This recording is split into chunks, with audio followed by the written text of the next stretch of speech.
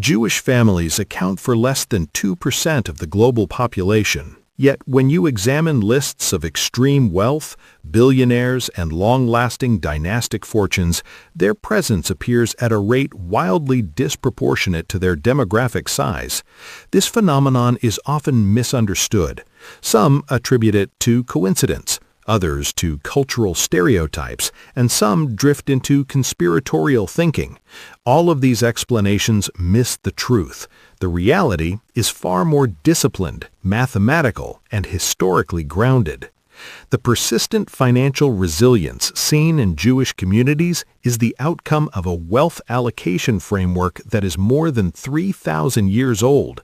This framework did not emerge from modern finance textbooks, hedge fund models, or institutional investing theory. It emerged from ancient wisdom attributed to King Solomon and was later refined, formalized, and transmitted through centuries of rabbinical teaching. This system is known as the Rule of Thirds.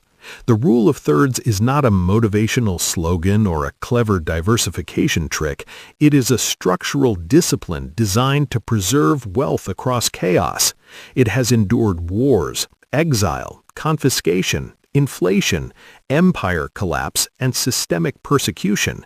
It is the reason why wealth, once destroyed repeatedly in Jewish history, was repeatedly rebuilt, not because of luck, but because of structure.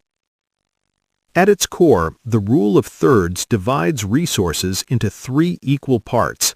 1/3 is placed into land or immovable assets. 1/3 is deployed into business or productive enterprise.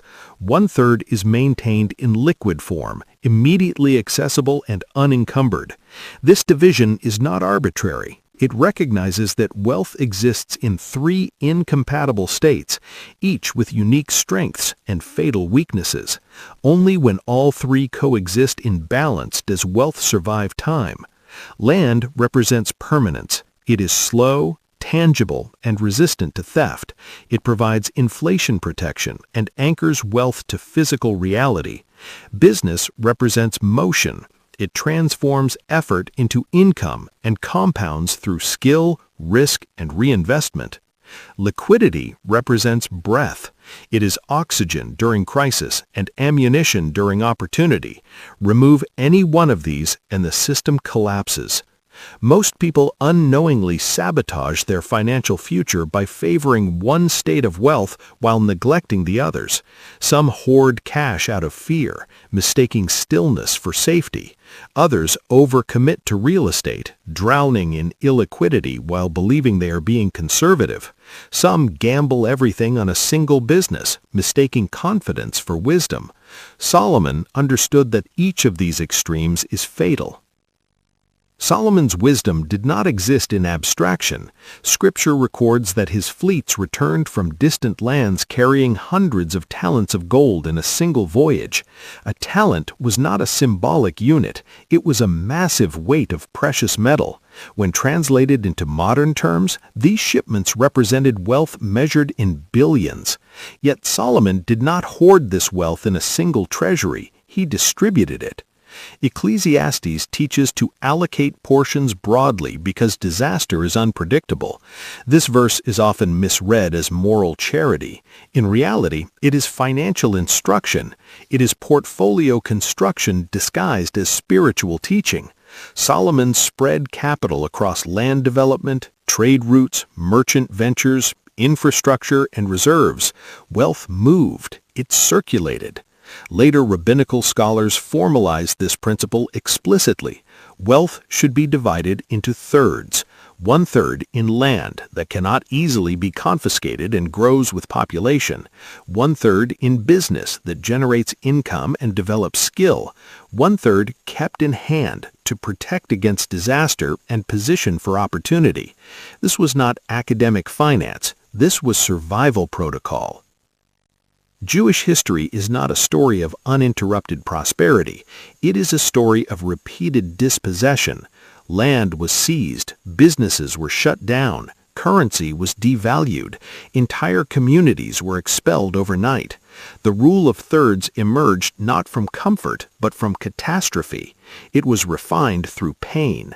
The modern trap most families fall into is the illusion of productivity. Cash feels idle, so people deploy it aggressively. Real estate feels solid, so they over-concentrate. Business feels exciting, so they overextend. The result is fragility disguised as confidence. When recession hits or opportunity appears, they cannot move. They are asset-rich and action-poor. Scripture warns that diligent planning leads to gain, while reckless haste leads to poverty. Haste does not mean speed. It means committing faster than liquidity allows. Overextension is not bravery. It is blindness.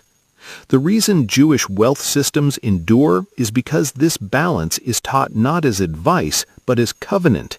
It is transmitted from father to son as obligation, not suggestion.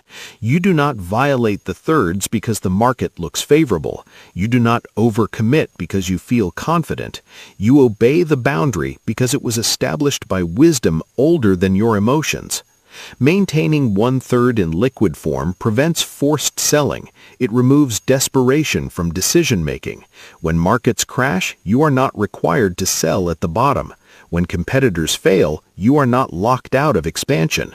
Liquidity is not laziness, it is positioning. Solomon's wealth was dynamic, not static. Scripture records not only how much gold he possessed, but how it moved. Trade routes, partnerships, fleets, and infrastructure are detailed for a reason. Wealth came from circulation, not storage. Many believe holding cash equals safety. In reality, inflation quietly erodes purchasing power year after year.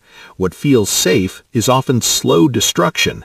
At the same time, deploying everything into leveraged growth invites collapse when credit contracts. Both extremes destroy wealth. The mistake is not the asset. It is the allocation. The genius of the rule of thirds is resilience. Lose one leg completely and survival remains possible. A real estate collapse does not destroy you if business and liquidity remain. A business failure does not ruin you if land and cash protect you. Inflation cannot consume everything if productive assets exist. This is not conservative. This is aggressive with protection. Modern investors often believe they are diversified because they own stocks, bonds, and property.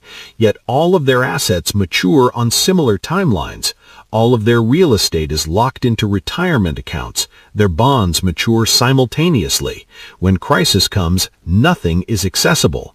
This is diversification into paralysis. Solomon diversified not only by asset type, but by time. Some ventures returned capital annually. Others matured over years. Others provided generational yield. Capital was always returning while other capital remained deployed. Wealth flowed. Community amplifies this system. When multiple families each preserve liquidity, they create collective reserves far greater than any individual could maintain. Jewish communities historically formed interest-free loan societies where members contributed to shared liquidity pools. When opportunity or emergency arose, capital was deployed internally without violating the thirds. This was not charity. It was economic architecture. Wealth circulated within the community rather than leaking outward to lenders. Collective liquidity created resilience no empire could erase. The rule of thirds also produces intelligence. Those who balance land, business, and liquidity gain insight into how different economic systems interact. They see cycles earlier. They recognize opportunity during transitions. Their wealth comes not only from assets, but from understanding. Education occupies a unique position in this framework. Scripture teaches that wisdom is worth sacrificing for. Skills and knowledge cannot be confiscated, inflated away, or seized by force. Jewish families historically invested disproportionately in education because it is the most liquid asset imaginable. A child with advanced education enters markets at higher tiers, compounds earnings faster, and restores balance earlier in life. Temporary liquidity sacrifice becomes long-term multiplication. This is expense disguised as investment. Wealth rarely survives 3 generations. This is statistically documented across cultures. The failure is not financial, it is educational. Money is inherited without method. Jewish families break this cycle by ritual transmission. Wealth principles are embedded in religious practice, not optional seminars. Ancient wisdom later resurfaced in secular finance under different language. Margin of safety, diversification by time horizon, permanent liquidity, and downside protection are modern rediscoveries of Solomon's structure. The language changed, the architecture did not. Practical application begins with inventory. Every asset must be classified honestly. Liquidity must mean accessible within 30 days without forced discount. Most people discover imbalance. Correction requires patience. You stop over-deploying and rebuild reserves gradually. The second step is maturity staggering. Capital should return at different intervals. Income, exits, and liquidity must be continuous. Wealth is circulation, not accumulation. The third step is community. A small group bound by shared discipline multiplies resilience. Formal